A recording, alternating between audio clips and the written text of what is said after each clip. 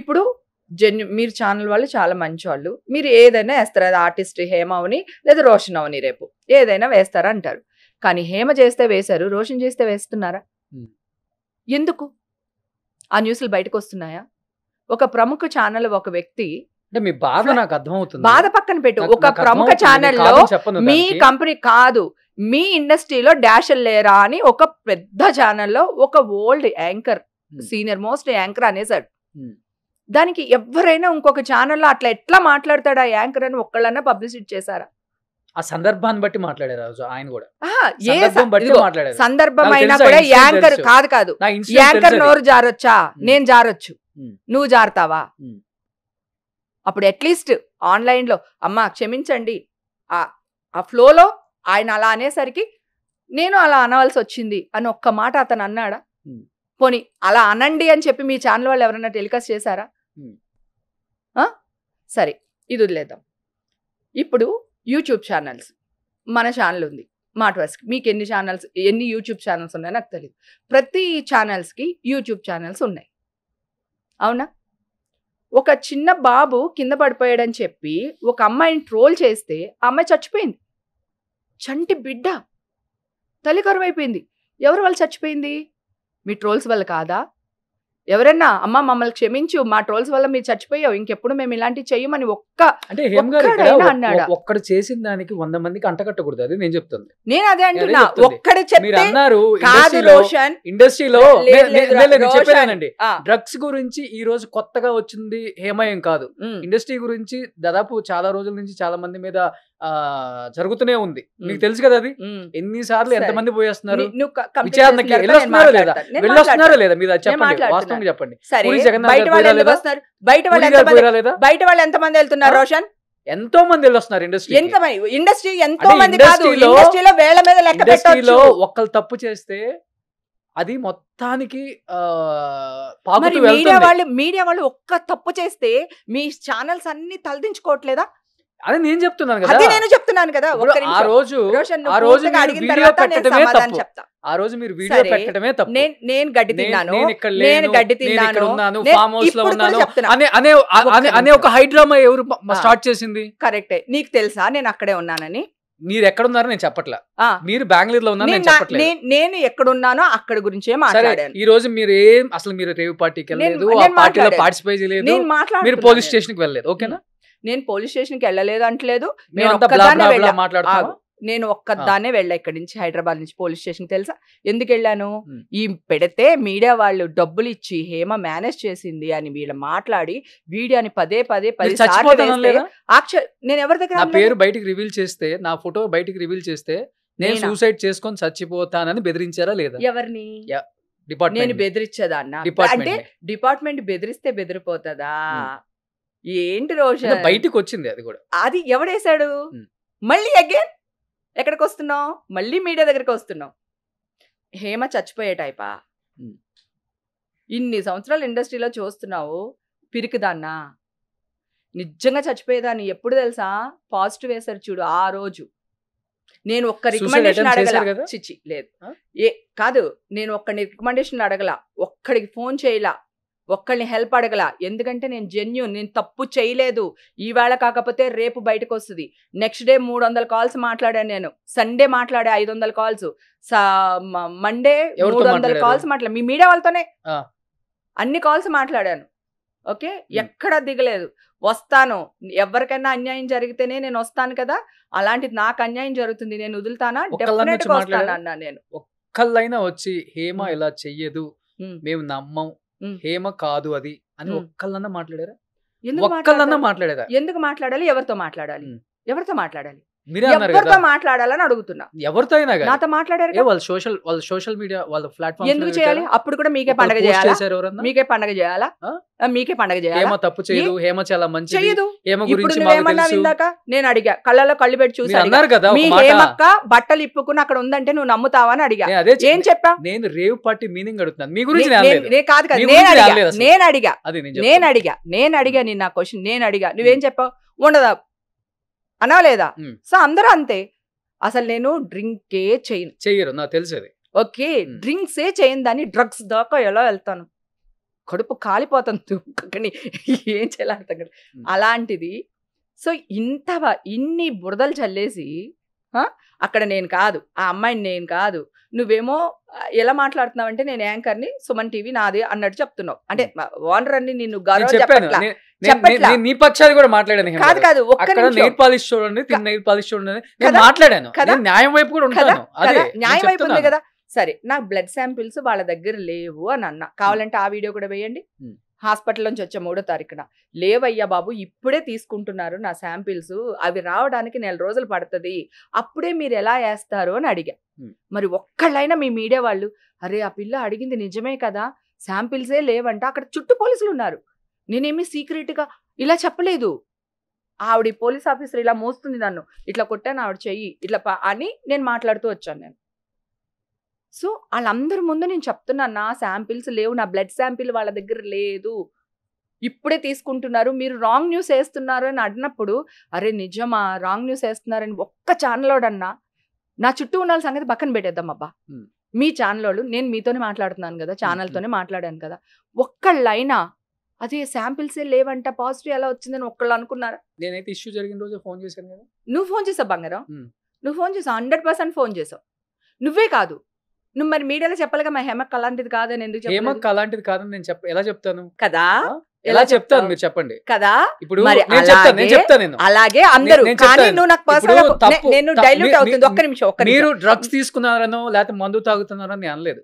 మీరు అక్కడ ఇన్వాల్వ్ అయి ఉన్నారో లేదనేది చాలా ఇంపార్టెంట్. నేను వెళ్ళాను. ఎస్, ఇప్పుడు 10 మంది దొంగలతో ఉంటే 9 మంది దొంగలతో ఒకటి కలిసి ఉంటే 10 మందిని దొంగలు అంటామా, లేకపోతే వీడు మంచోడ్రా 9 మంది దొంగలు అంటావా? ఒక్క నిమిషం. ఎస్, ఆ 9 మంది దొంగలు ఇది ఒక్కటి మంచిది అని ఎవరు తేల్చాలి? ఎవరు చెప్పాలి? కోర్టు చెప్పాలి. కోర్టు చెప్పాలి. నేను అడిగేది నేను తీసుకున్నాను లేదు కాదు నీతో ఆర్గ్యూ చేయట్లా. ఎవరు చెప్తారు వీళ్ళు 9 మంది దొంగలు, ఈడు దొంగోడు కాదు అని ఎవరు చెప్పాలి? కోర్టు చెప్పాలి. నువ్వెవరు చెప్పడానికి? నువ్వెవరు నన్ను బదలాం చేయడానికి? సో న్యూస్ పాజిటివ్ వచ్చిందని మీ బాధ, అక్కడే ఎక్కువ బాధ.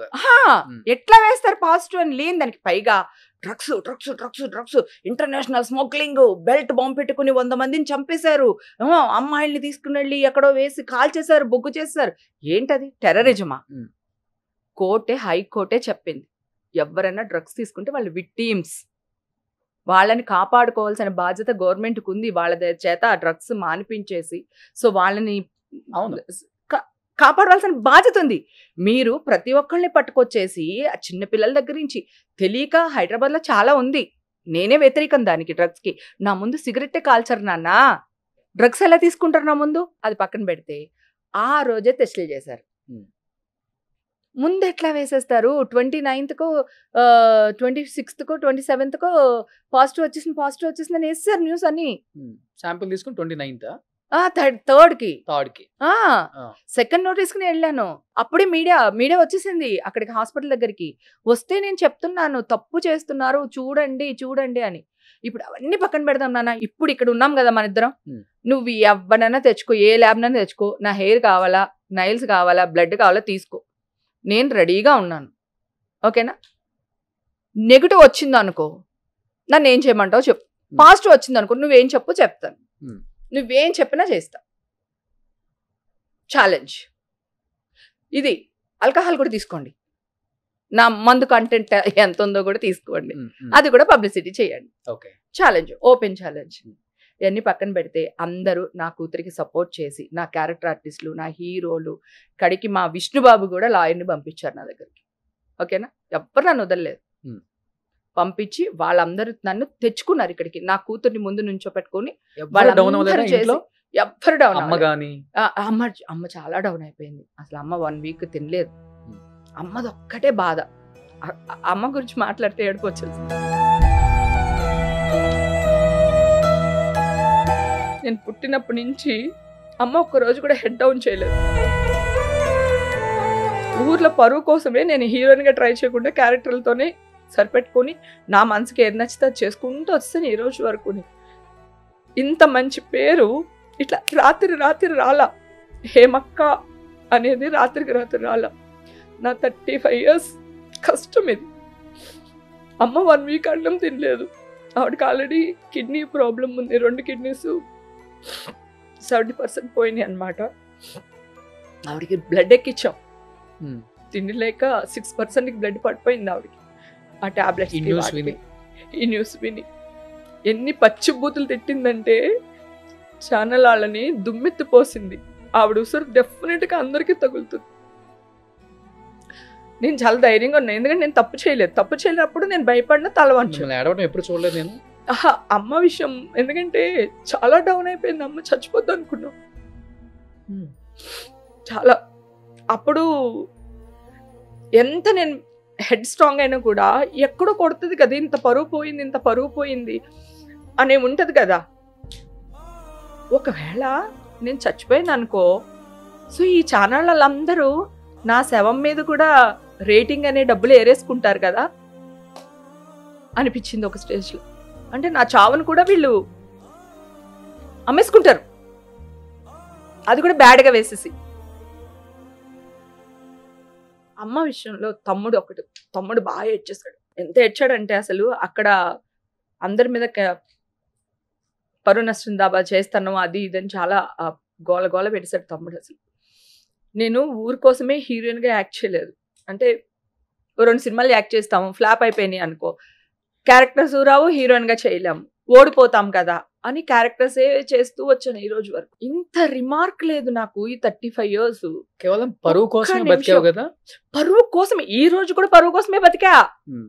లేదా చచ్చిపోయేదని అమ్మ నా కొడుకులు వీళ్ళు మళ్ళీ నా శవం మీద కూడా చిల్లర ఏరేసుకుంటారు వీళ్ళు అనిపించింది నాకు. అమ్మ ఇప్పుడు పర్లేదు, బాగానే ఉన్నారు.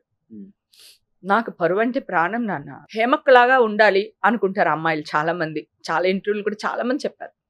నాకు ఆర్టిస్టులే నువ్వు నా రోల్ మోడల్వే, నువ్వు ఇలా ఉంటావు, బాగుంటావు, ఇట్లా డ్రెస్ చేస్తావు, నిన్ను చూసి మేము చేస్తున్నాము అని. నేను అందరికీ ఫుడ్ పెడతాను కదా, సో ఇప్పుడు నువ్వు మా ఇంటికి వచ్చావు అనుకో, నీకు అది నచ్చింది మాట వరుసకి, అరే ఇది బాగుంది అంటే కనుక నేను ప్యాక్ చేసి ఇచ్చేస్తాను నీకు అనమాట. అంటే ఇంకా ఉందా లేదని చూడను. నా చాలా క్లోజ్ క్యారెక్టర్ ఆర్టిస్టులు నా ఫ్రెండ్స్ కూడా నిన్ను చూసి నేర్చుకున్నానే ఇచ్చేయడం, నిన్ను చూసి నేర్చుకున్నామే పెట్టడం, నిన్ను చూసి నేర్చుకున్నామే సపోర్టుగా ఉండాలి అని. ఇలా కొన్ని 100,000 మంది అన్నారు. గర్ల్ ఫ్రెండ్ అని చెప్పడం చాలా ఈజీ, లేకపోతే ఎక్స్ అని చెప్పడం చాలా ఈజీ.